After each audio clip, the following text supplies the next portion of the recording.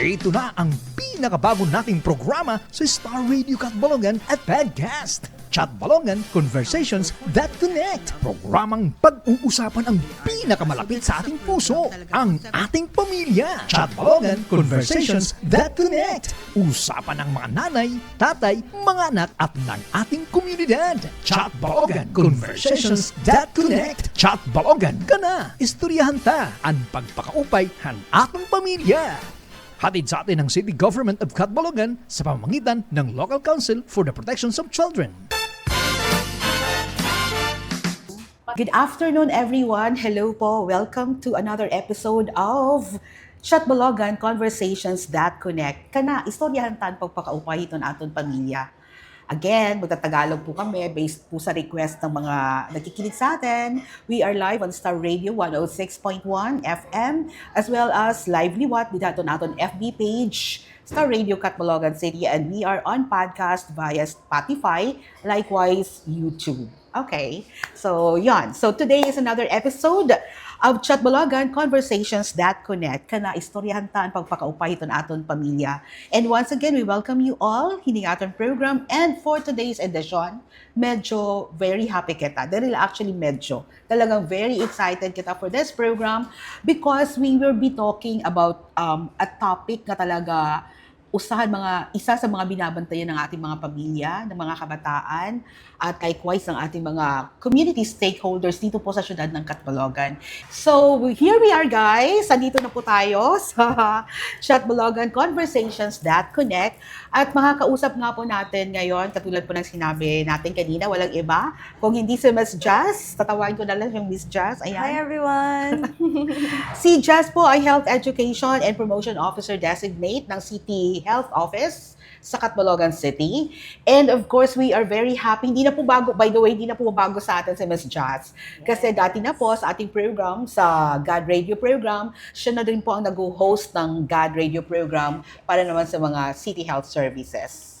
And we are so happy to welcome the program coordinator herself, Ms. Donna Rose Akulan, para po sa programa ng Adolescent Health Development Program ng City Health Office. Hello po! Yes, good afternoon to both of you, beautiful ladies, di ba? Yes. Aside from being beautiful, talagang napakadaling magtrabaho sa City Health Office natin. Specifically dito po sa programang Adolescent Health Development Program. Ano po ba ito? So, yung Adolescent Health Development Program po is focusing, isa po siyang programa na nagpo-focus po talaga sa mga adolescents natin na age 10 to 19 years old.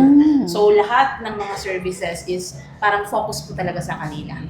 So, pag sinabi nating adolescent, that's age 10 to 19 years old. Oo. Iba-ibang classification ng age, diba? Kasi pag Yes, SK, adolescent din sila, pero it's like 14 to ganong level.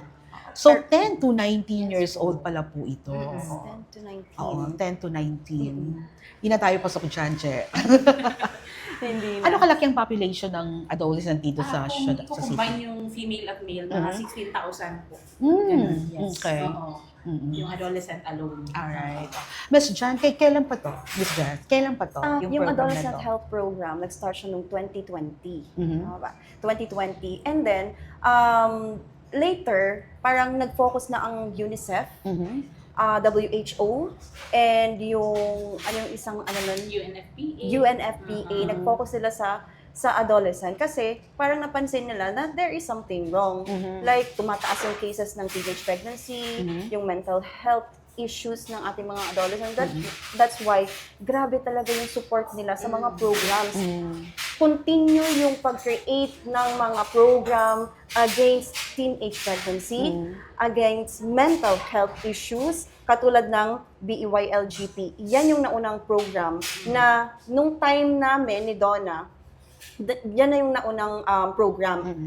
Si BEYLGP, under siya ng UNICEF and Zuwelig Family Foundation. Yes. CFF. Oo. So nagpapasalamat kami sa lahat ng stakeholders na nag-priority talaga sa Catbalogan City. Ang galing nga Miss Mai, kasi pwede naman sa ibang mga cities, 'di ba? Pero ang napili nila ang Catbalogan.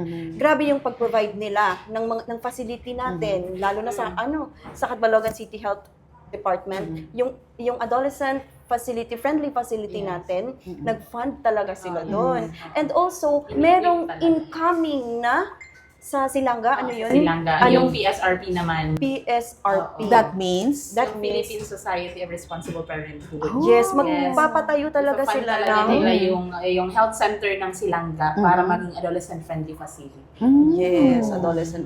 Okay. Imagine that, no? Yung mga sinabi mo mga NGOs actually. Yes. UNICEF, ano nga ulit yun? WHO, CFF, yes. World Health Organization, Yes. UNFPA, UNFPA. my God. Baka Ang lalaki. nakaka- Meron na din plan. Oo. Ngayon, pasok na rin sa plan. Oo. Plan. And Pilipino. also yung truck kabataan, na ano mo ba yun, Miss Mai? Yung Mm. malaking truck for Yes, adolescent oh. na Meron services. tayo? Oo, galing yun sa Koika. Oo. Diba? Sa Koika pa. Under Oo. yun ng ano. Pero isang grupo kasi yun sila is. And then, yung BEYLGP, ito, pinofocus to lessen the teenage Oo. pregnancy. Mhm. Nagpa-train kami, actually nag-undergo ang barangay Payao, Canlapas, Mercedes, and Ayun. Itong 4 na barangay, pioneering to ng Pioneering sila. BEYLGP. Oh. BL. Barangay Expanded Youth Leadership Program. Ang ganda, no? Yes.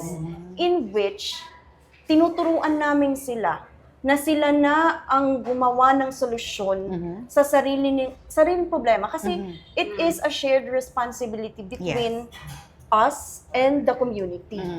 Diba? Oo. So kung kami lang yung gagawa, kami lang yung, pa-symposium, ganito, ganyan, parang, ano yun? Diba? Parang, Parang hindi yata siya magiging mas effective. yes. So, Oo.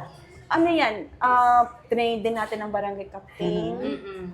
Mga barangay officials, BHWs, pati yung sa DepEd is natampo natin dyan sa BEYLG. Sa DepEd, yung tinatap nyo yung parents? Or Hindi, yung sa, mga estudyante mismo? Yung school nurse, gano'n. Okay. Oo. Yes. Oh, so, kung titingnan mo talaga, para siyang, para siyang force. Yes, Oo. trending ang laki ng talaga. force. Parang may Oo. continuous program.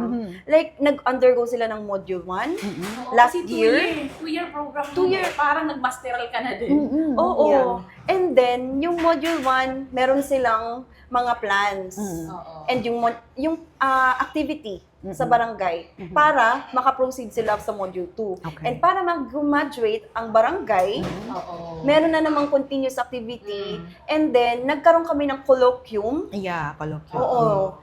Noong June 19. Oo, Ayan lang. yes. Oo. And then, after that, nagkaroon tayo ng Masayang Pamilya Program. In which, Donna, Yun.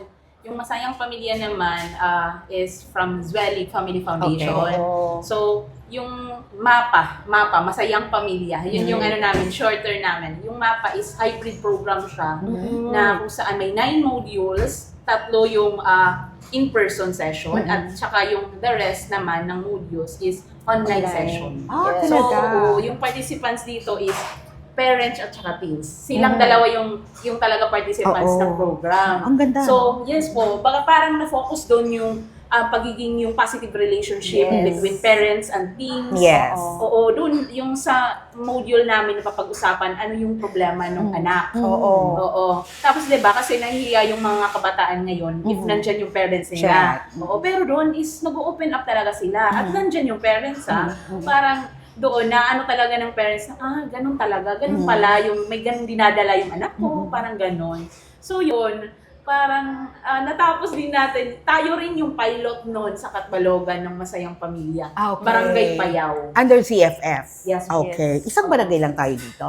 Opo, isang barangay pa lang. Oo. Pero, oo, Okay. magkakaroon pa. Actually, Miss Mai, gusto ko nga na mag-enroll. Gusto ko mag-enroll yeah. sa Masayang Yeah. Pamilya Program. Nakita namin yung gano'ng kaganda yung program, na yung Oo. parang yung relationship ng teens at ng Yes. parents. Kasi kaming dalawa meron ng mga teens. teens. Oo. And alam natin ng mga teens, ang hirap Yes. i-handle.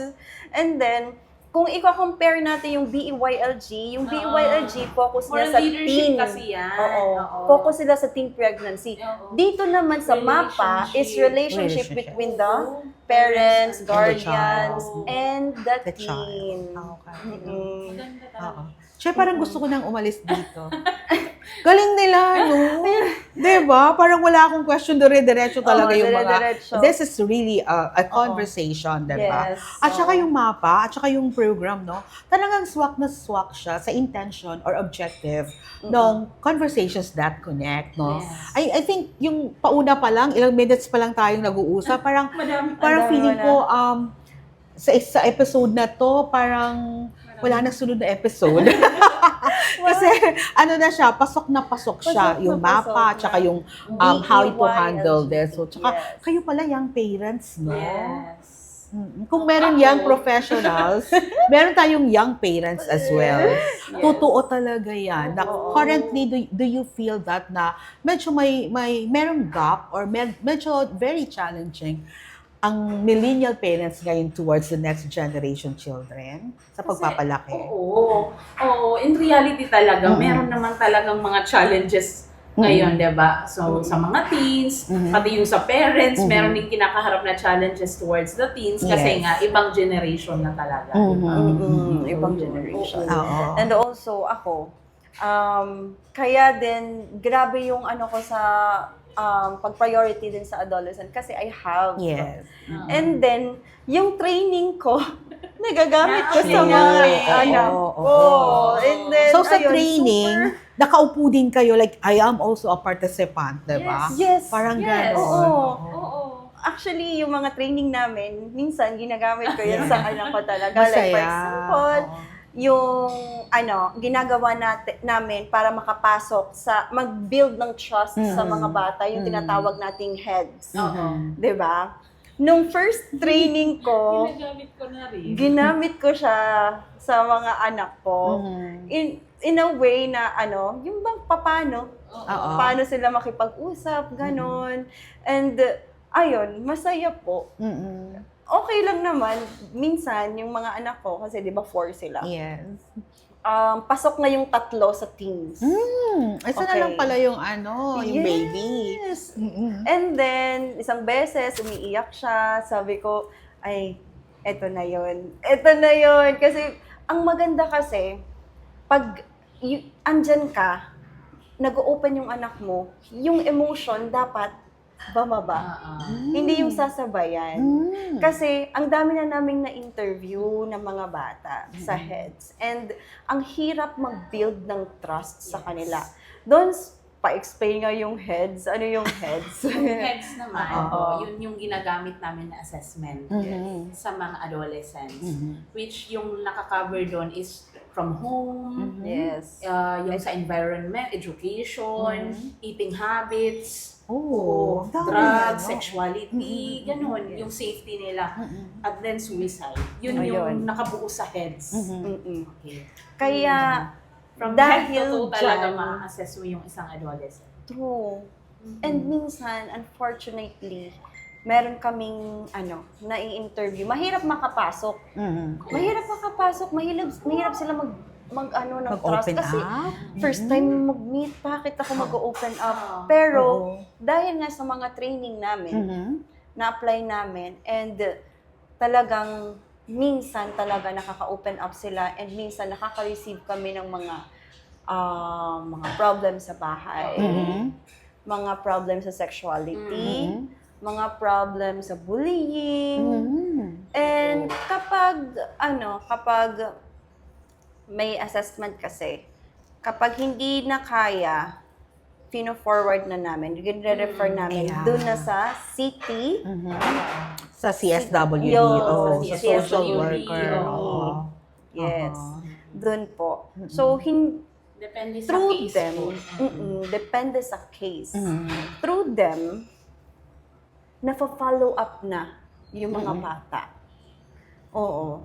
And then may mga bata na parang sabihin na natin suicidal or Meron kayong nami-meet na gano'n or na-encounter na gano'n? Meron po. or merong nakakita na nag-suicide or sa family binububog ni papa si mama. Abuse. Yung mga ganun na mga, so grabe yun, Miss Mai, ang bigat sa amin. Ang bigat, dun sa part na yun, ang bigat ng trabaho. Kasi, Dadala kasi yung emotion Yeah, ng true. bata sa ng interview. Parang ikaw na din yung dumadala ng kumakasan. mm-mm. Yes po. Kaya, kapag meron kaming, nag-orient kami kasi ni Donna, nag-orient kami sa mga bagong couples. Partner namin ang city population office. Yes, Every yes. Thursday yan. Yung ikakasal. Yung marriage counseling. Yes! Kaming dalawa din yan! Yes.